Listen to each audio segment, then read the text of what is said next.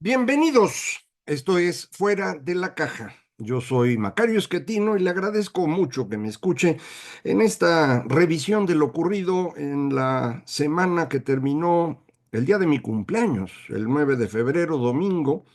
Grabo para usted el lunes, como es costumbre. Una semana en la que me parece lo más relevante en el caso de México es la reunión que se hace todos los días 5 de febrero en celebración de la Constitución de 1917 en la ciudad de Querétaro. En esta ocasión se le ocurrió a la presidenta que no tenía por qué invitar a la Suprema Corte de Justicia, es decir, a la presidenta de la Corte, porque dice pues que le faltó el respeto a ellos.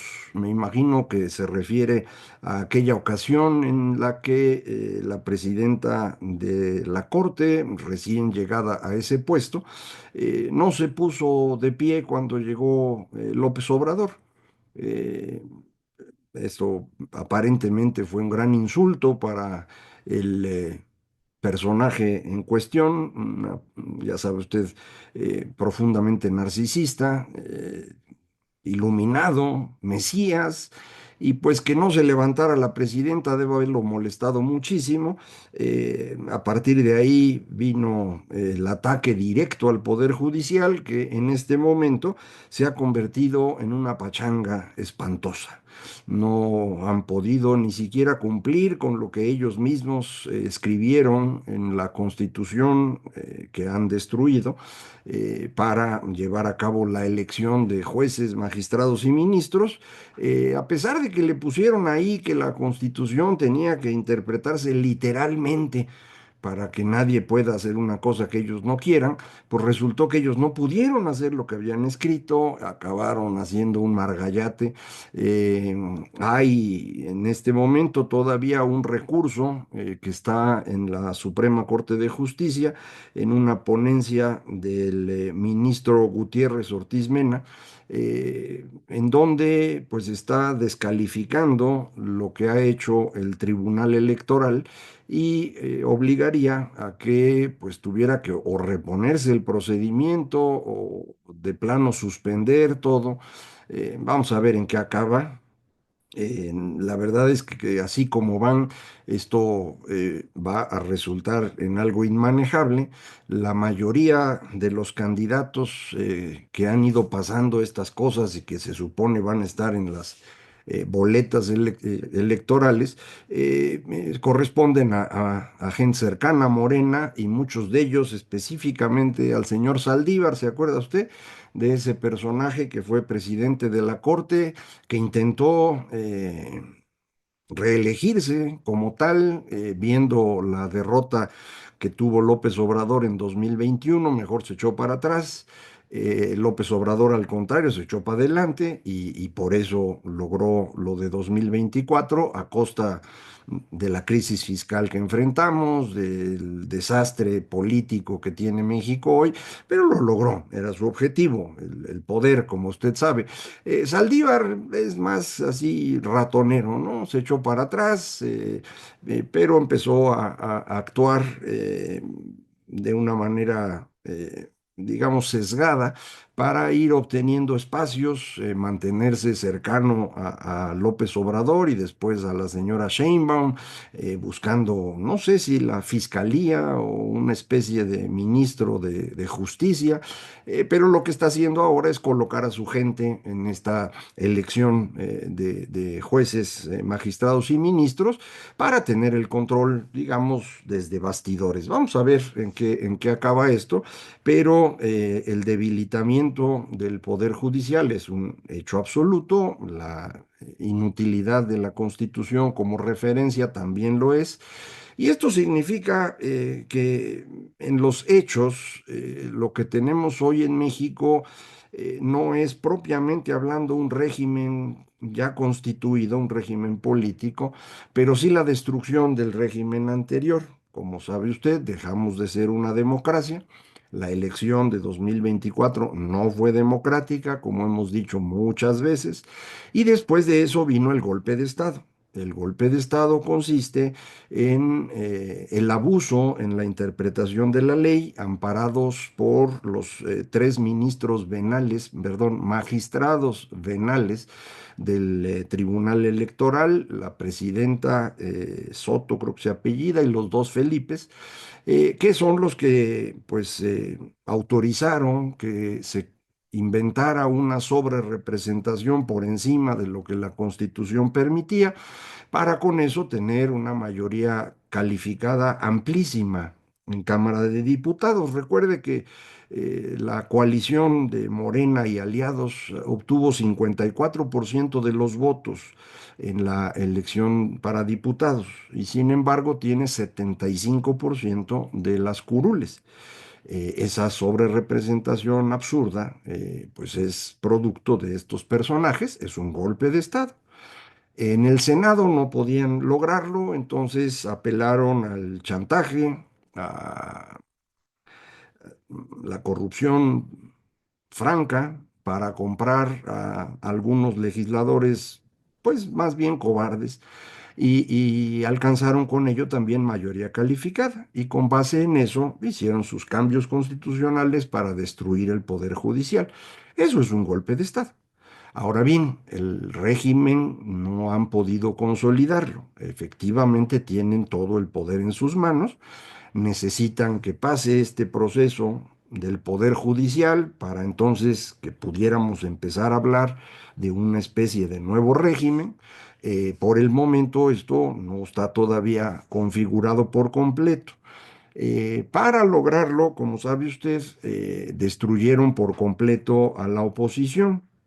Algunos los doblaron para que actuaran como esquiroles, es el caso en mi opinión, de Movimiento Ciudadano. Si no hubiera actuado por fuera de la coalición de oposición en 2021, esta oposición habría tenido mayoría en la Cámara. Y eso hubiese impedido buena parte de lo que sufrimos a partir de 2021 y muy probablemente hubiera servido para controlar los excesos de gasto que tuvo el gobierno mexicano los siguientes 3 años, que fueron para ganar la elección. Tanto el dinero que se usó para la campaña de 3 años de la señora Sheinbaum, como la compra de votos a través de la supuesta política social y también el reparto de efectivo el día mismo de la elección, el día anterior, el día siguiente, alrededor de la compra de votos. Todo eso ocurrió porque no hubo mayoría de oposición en 2021 y no hubo porque Movimiento Ciudadano no quiso participar en coalición. Lo mismo ocurrió en 2024 y esto pues debilitó significativamente la coalición de oposición, que además tuvo errores, ya los platicamos aquí varias veces, y el resultado, bueno, pues fue que en la elección presidencial la candidata de Morena obtuvo el 60% de los votos, no el 54% de los diputados, tuvo más votos todavía. Eh, Ese es lo que tenemos, pero la oposición, el PRI y el PAN, fueron pues, prácticamente destruidos durante este proceso. Eso significa que el día de hoy no tenemos una oposición formal, son dos partidos chiquitos. El PRI y el PAN pues, rondan 15% de los votos en este momento. Es una oposición pequeña, no tiene la capacidad de enfrentar directamente a Morena porque no le puede ganar una votación ni en el Senado ni en diputados. In- Intentan presentar una, digamos, oposición testimonial, pero no pueden ganar votos.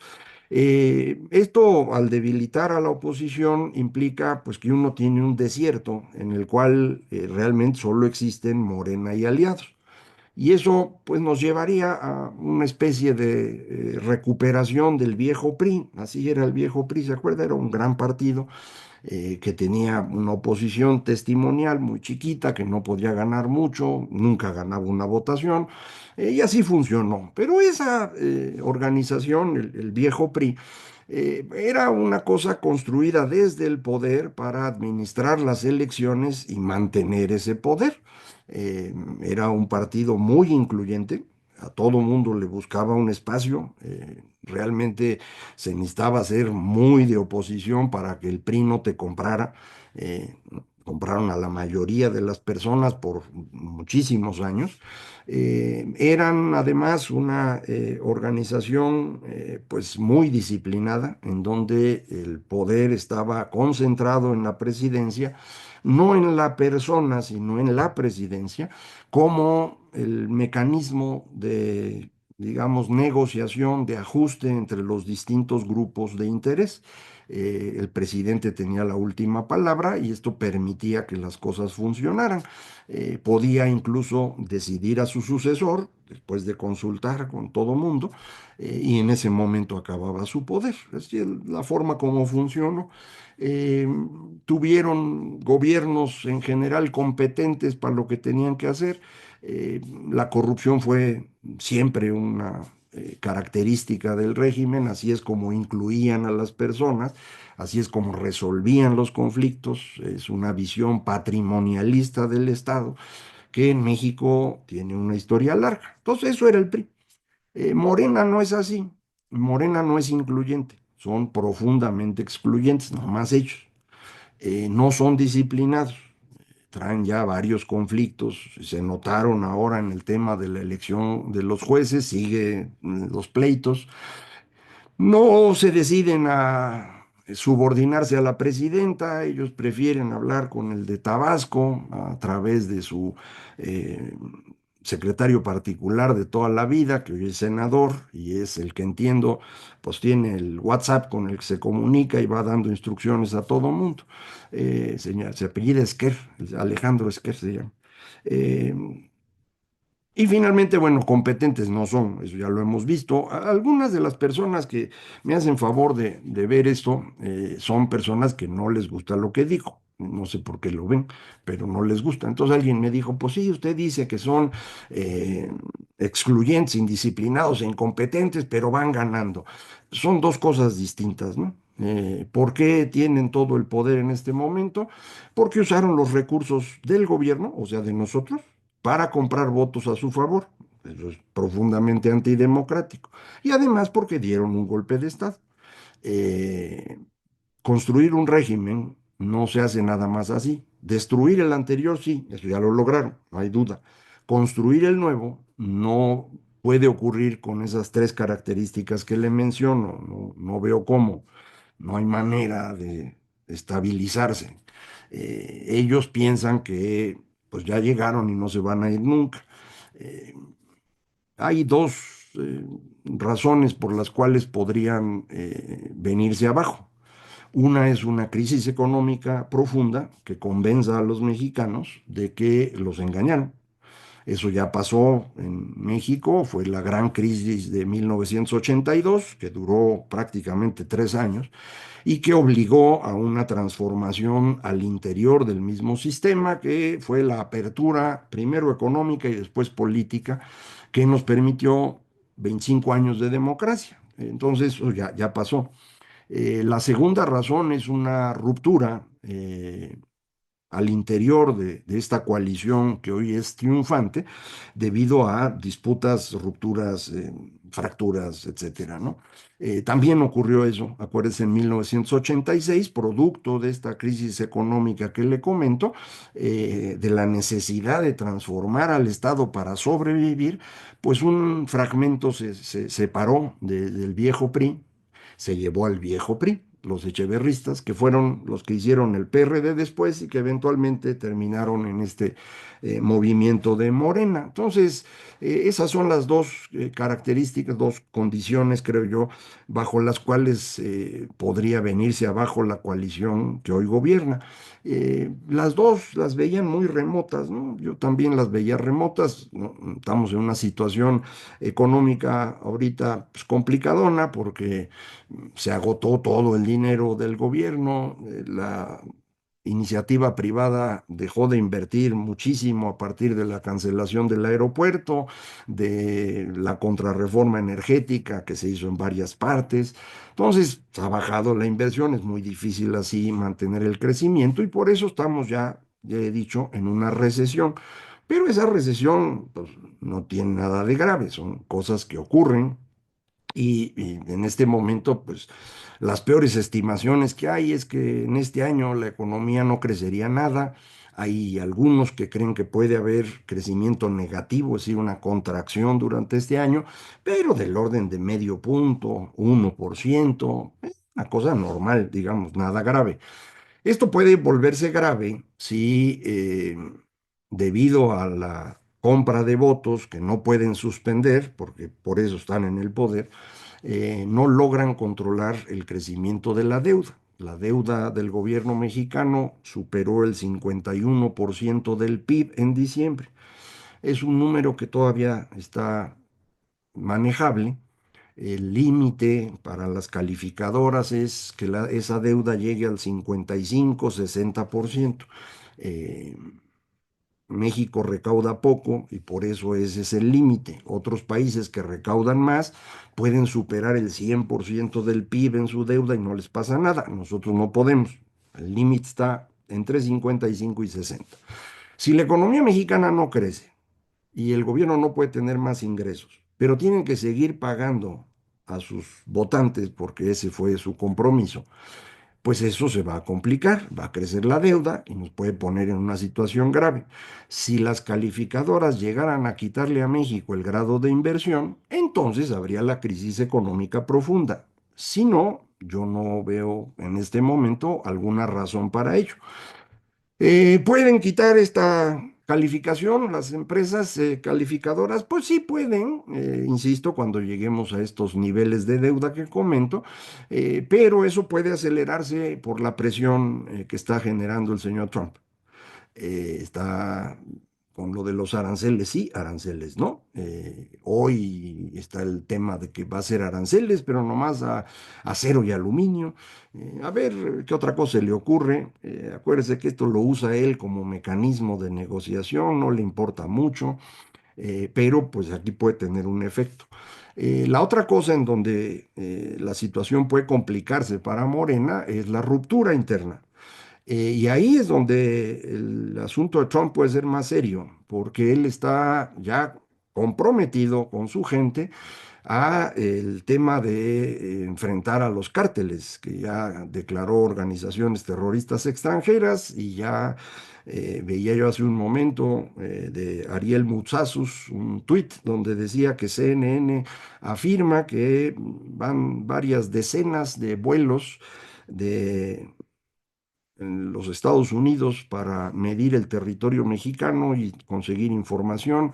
Se vio el otro día un avión así muy espectacular que hizo eso sobre el mar de Cortés, de manera pues que parecería que van en serio y probablemente Trump no quiere dos o tres jefes de cártel, quiere dos o tres políticos asociados a los cárteles, porque eso fue lo que puso en su decreto donde ponía lo del arancel que ya no aplicó, pero eso puso que el gobierno mexicano está aliado al crimen organizado, entonces debe querer cabezas de gobernadores, de legisladores, de algún otro que se encuentre por ahí. Eso es lo que puede generar un problemón al interior de Morena, porque, lo sabemos, el crimen organizado los ayudó en las elecciones locales de 2021, de 2022, en la federal de 2024, y pues cada vez hay más información de que ellos podrían haber financiado las campañas de López Obrador desde 2006 y el tiempo en el que pues no tuvo chamba. Entonces, ahí viene un problema serio. Mucha gente se alegra por eso y desde antes querían, ah, pues que gane Trump para que nos quite de encima a Morena.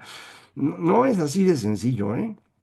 Si en este momento Morena no logra construir un régimen político estable, no tenemos nada. No hay los instrumentos para mediar los conflictos de interés de la población. No tenemos en este momento liderazgos nacionales que pudieran empezar a equilibrar las cosas, de manera que esto podría volverse algo muy difícil de manejar. Yo no me alegro en absoluto de esto. Eh, Creo que Morena está en el poder de manera ilegítima, pero esto no significa que tengamos una forma sencilla de desplazarlos y poner un gobierno legítimo. Eso en este momento no se ve cómo. Entonces, pues no se alegre usted en exceso, pero sí manténgase informado porque la situación en serio puede irse complicando. Yo seguiré aquí echándole la mano en algunas cosas de información que pueda yo entender. Y bueno, pues a ver si con eso vamos encontrándole una salida. De momento, insisto, yo no la veo y sí estoy preocupado por ello. Muchísimas gracias. Esto fue Fuera de la Caja.